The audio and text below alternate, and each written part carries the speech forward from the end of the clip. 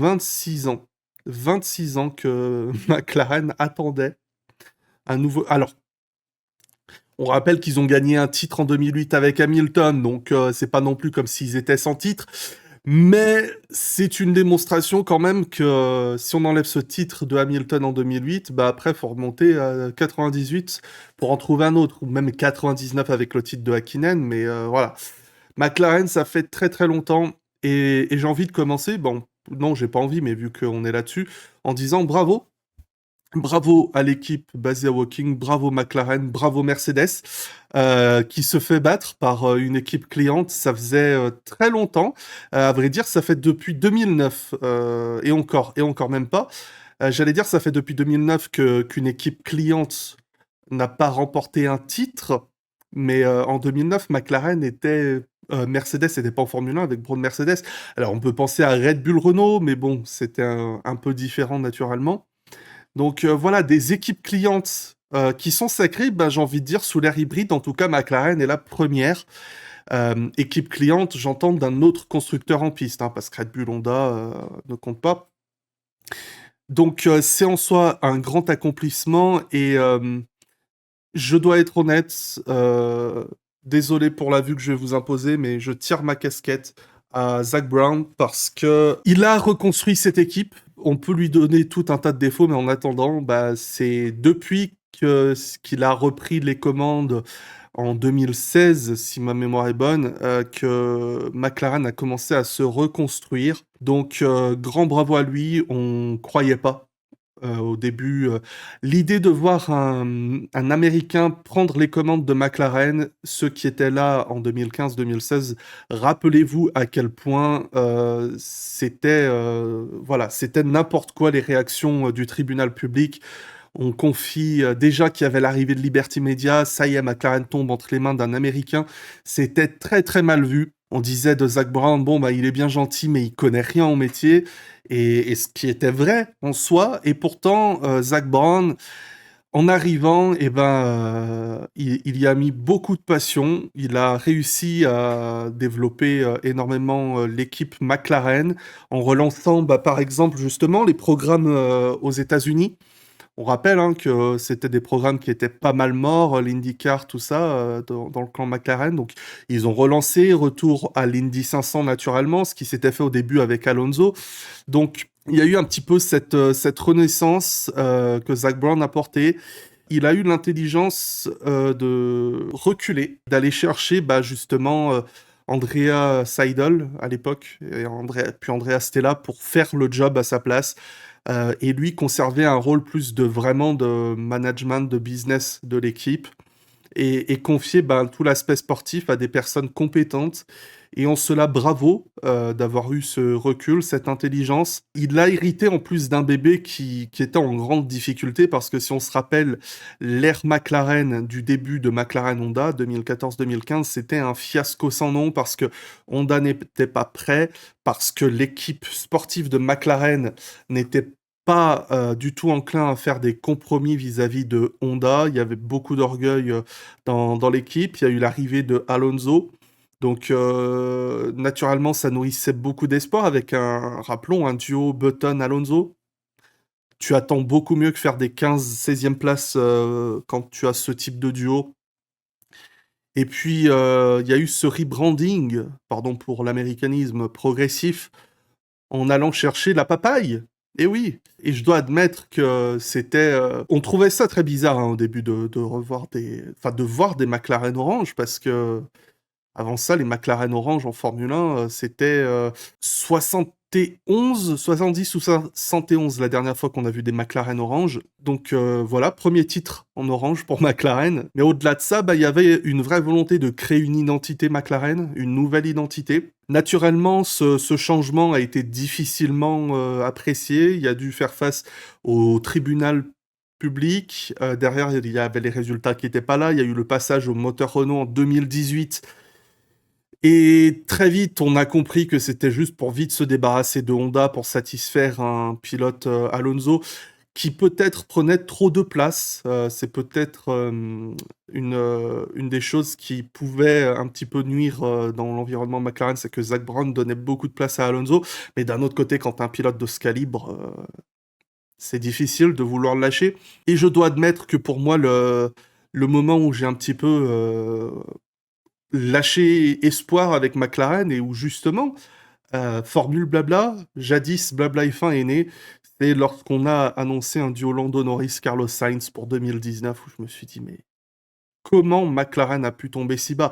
Aujourd'hui, on dit un duo Norris-Sainz, c'est un très très beau duo, mais quand tu passes à l'époque, enfin, pour rappel, McLaren, on avait du Senna Prost, Senna Berger, on a eu du Hakkinen Coulthard, on a eu du Raikkonen Montoya, du Button Hamilton et Alonso Button, et après on passe à un débutant et à un Carlos Sainz qui, voilà, évoquait peut-être pas beaucoup plus qu'un Kevin Magnussen à l'époque, hein. C'est comme on avait Ferrari qui se reconstruisait avec Oliver Berman, Kevin Magnussen par exemple. Je caricature un petit peu, mais c'est pour vous donner l'idée de la perception que ça pouvait avoir.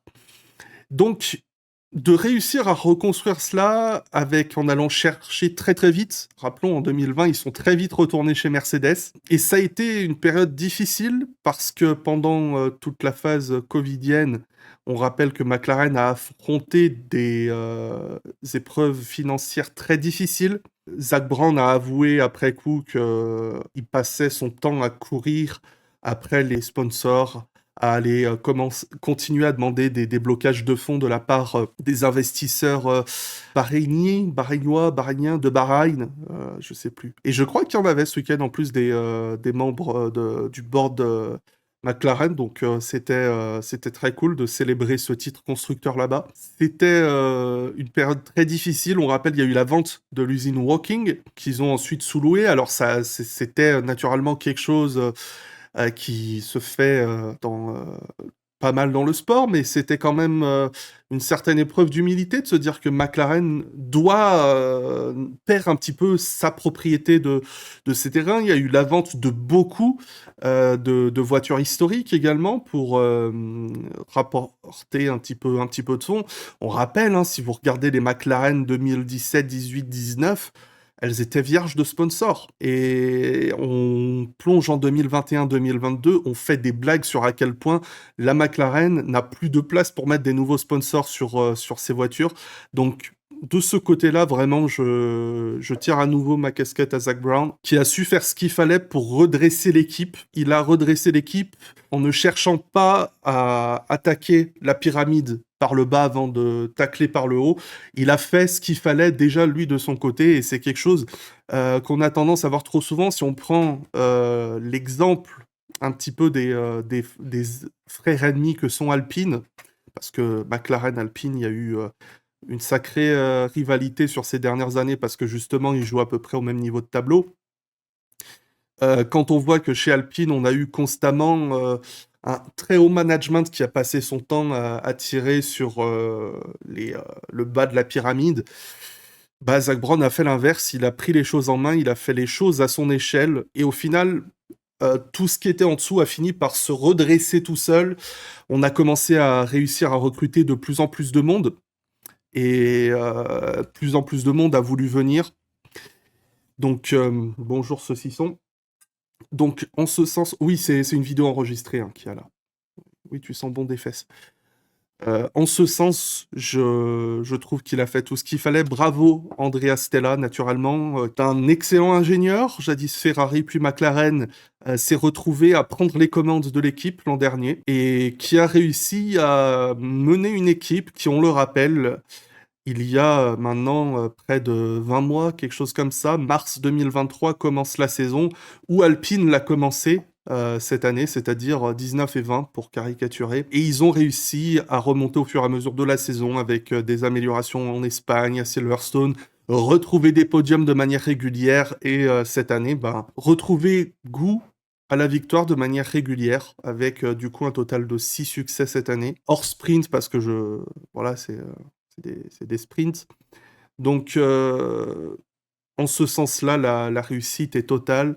Et j'en profitais pour aussi dire un petit mot, sur, on va dire la deuxième partie de l'équipe, que sont Lando Norris et Oscar Piastri. C'était en un sens un pari l'an dernier déjà, de prendre, Oscar Piastri, on rappelle, rookie, qui certes avait beaucoup de promesses, mais on a parlé quand même pendant quelque temps de pilotes comme Pierre Gasly qui auraient pu être disponibles, et qui auraient été des choix beaucoup plus rassurants, on va dire. Donc Oscar Piastri qui a toujours, répondu aux attentes, hein, d'un très jeune pilote, même si naturellement il y a eu des épreuves de doute et encore plus cette année, je pense, parce que le peloton aux avant-postes était très compétitif, mais c'est un pilote qui continue à nourrir beaucoup d'espoir et de promesses pour l'avenir, qui a énormément de sang-froid, une rugosité en piste qui est simplement admirable, donc qu'on peut vraiment apprécier.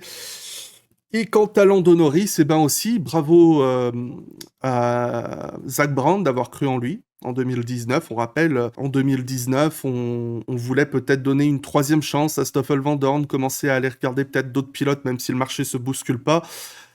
Zak Brown, il a voulu croire en Lando Norris, et derrière Lando Norris, lui, il a bien rendu, parce qu'on le rappelle qu'en 2022, et même un petit peu avant, pendant très longtemps, on avait des rumeurs de Red Bull qui étaient intéressés par Lando Norris pour prendre le second baquet aux côtés de Verstappen. Lando Norris a voulu croire en son équipe, peut-être Mercedes aussi qui pouvait aller le chercher éventuellement, mais il a voulu s'impliquer sur le long terme, et en ce sens, je trouve que la relation Norris-Brown, eh ben, elle est très significative de cette réussite, parce qu'ils ont cru respectivement l'un en l'autre.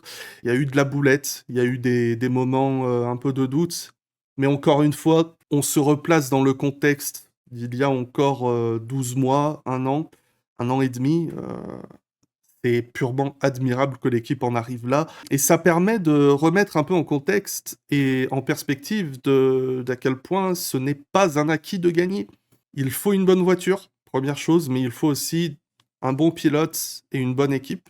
Et cette année, ben, il y avait une très bonne voiture, mais malheureusement, l'équipe et les pilotes n'étaient pas encore au niveau suffisant. Et où peut-être, justement, je trouve que le parallèle avec Ferrari est très intéressant. C'est qu'on avait des très bons pilotes, des très bonnes voitures, une très bonne équipe, mais que derrière, la voiture ne suivait pas.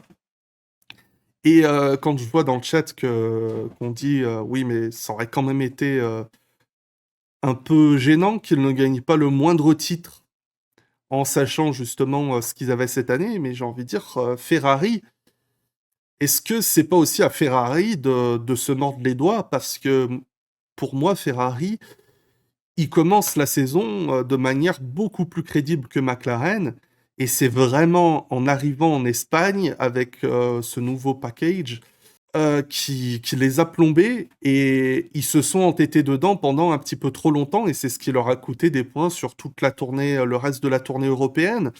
Silverstone, le Canada, enfin oui, le Canada c'est en Europe, enfin voilà. On a une équipe qui est forte, qui est solide. Aujourd'hui, on ne se moque plus des arrêts Ferrari, on ne se moque plus des stratégies Ferrari, mais par contre, on se moque des stratégies McLaren, de l'opérationnel McLaren, et c'est dire que voilà, il faut travailler pour en arriver là. Et sincèrement, si ils continuent sur leur rythme de progression et qu'ils arrivent à maintenir un niveau compétitif début 2025, parce que je pense qu'il va quand même falloir compter sur Red Bull, malgré le départ d'Adrian Newey, qui, je pense, a beaucoup contribué à la chute progressive de Red Bull cette saison, quoi qu'on en dise. Je pense qu'il faudra compter avec eux pour la saison prochaine. Il faudra compter sur un Oscar Piastri qui continue à se renforcer, sur un Lando Norris qui est très très fort. Il lui manque vraiment très peu de choses à améliorer, et il a appris à la dure cette année ce qu'il fallait qu'il améliore. S'il arrive, pas s'il continue, mais s'il arrive à avoir ce mordant que peut avoir un Oscar Piastri, il pourra être un très très sérieux rival pour Max Verstappen l'année prochaine, Lewis Hamilton si Ferrari sont au rendez-vous, Charles Leclerc naturellement, et même Oscar Piastri lui-même si Piastri se lève au niveau de ce qu'on peut attendre.